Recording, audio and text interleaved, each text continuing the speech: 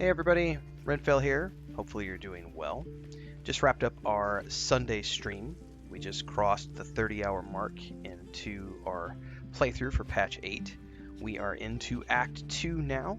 We got to the inn, met Jahira, and proceeded to get to the next stage of Karlach's romance journey, which is really cool.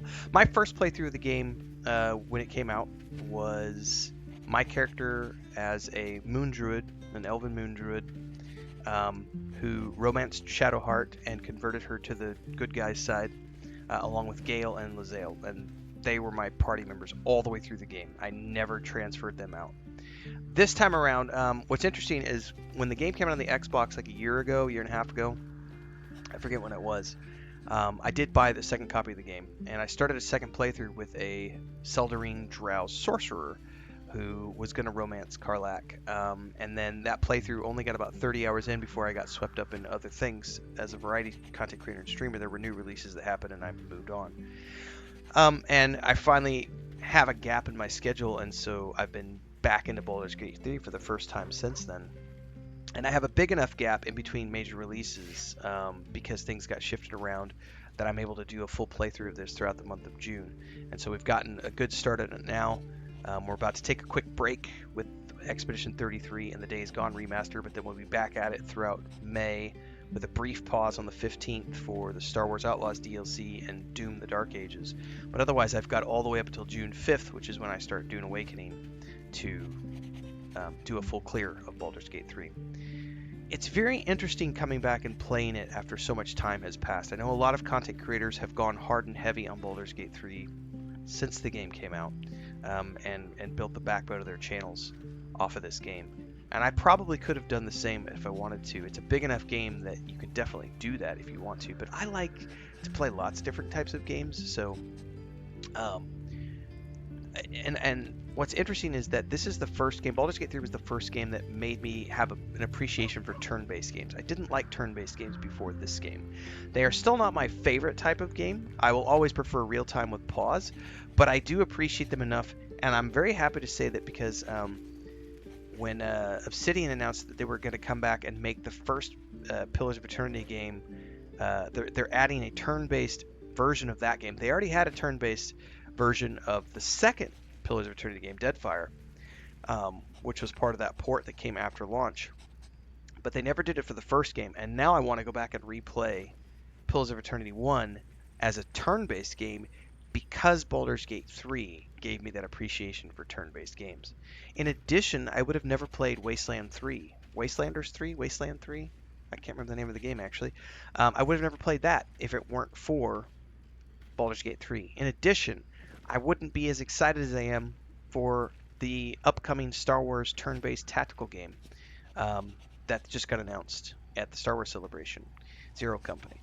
So Baldur's Gate 3 was a very important game for me, not just because it was the next game in the Baldur's Gate franchise, which I grew up with, but it was very different than the first two games. Very, very different. This game is very different. By the way, I'm playing a Seldarine Drow.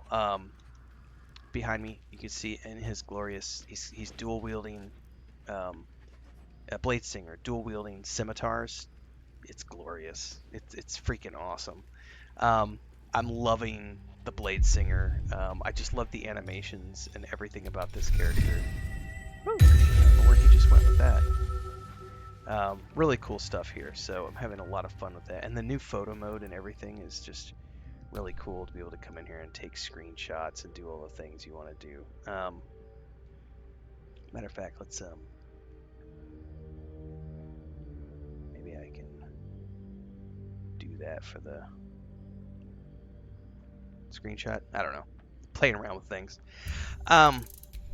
This game is very different from the first two Baldur's Gate games and the first two Icewind Dale games. And the first two Neverwinter Nights games. It's just another in a very long series of Dungeons & Dragons games that have come out over the years through all of the various editions. And it holds a unique place in the annals of history for Dungeons & Dragons games because it's like one of the most awarded games of all time. And much like 5th edition has done great things for Dungeons & Dragons as a whole, and shows like Critical Role have done great things for Dungeons and Dragons. Larian Studios did a great thing with this game and bringing this to a larger audience, and I think that that's something you can't throw away. It's also something where I think there are some people who are only interested in Larian Studios because of Baldur's Gate 3. I'm hopeful that more people are on board for everything that comes out with the franchise beyond what Larian Studios has done, because there's a fourth game in the works. A Baldur's Gate 4 is currently in the works. It's being worked on by a different company. That should not be something that scares people. Because many companies have worked on the Baldur's Gate franchise over the years, and all of these companies have made really amazing entries into the series. Many companies have worked on Icewind Dale games, Neverwinter Nights games, Pools of Radiance games, Dragonlance games, Forgotten Realms games. Many companies have made Dungeons and Dragons games over the years. Quick commercial break, everyone, to celebrate and give thanks to all of these amazing people who keep me on the air full time. Really appreciate the support. All you got to do is join as a member. You get access to private videos. You can also do super thanks on any upload, or super chats and stickers on any live stream or premiere you see. And beyond that, don't forget we're multi-streaming over on Twitch now, so you can support over there as well. Thanks so much to everybody. Let's get back to the video at hand. And I would like to think, and I would like to hope, that the people who loved Baldur's Gate 3 have a love for Dungeons and Dragons and the Forgotten Realms that goes beyond just what Baldur's Gate 3 has to offer, because this is a great game, but this is the final big patch.